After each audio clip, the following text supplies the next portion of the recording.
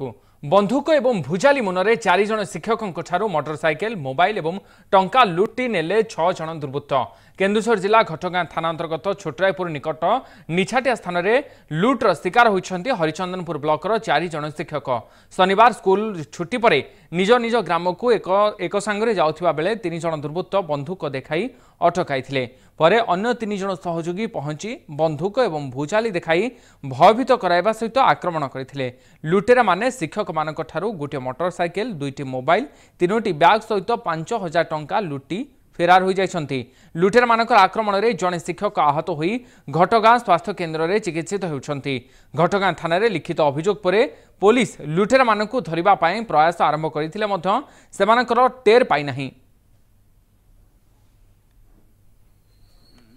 किसी बुझा पूर्व से आमको भुजाली एवं बंधुक देखिले तो आम हठात जेहेतु आम डरीगलु टे पुणी 2टा बाइक 3 जन आसिले से आमको बंधुक और भुजाली देखले जहाँ आम पाखे थिला बैग 3 जन शिक्षकों टोटाल डॉक्यूमेंट्स जो जीवन जो Aadhaar card PAN card ATM DL जहाँ भी थिला सब आम पाखु नहीं गले।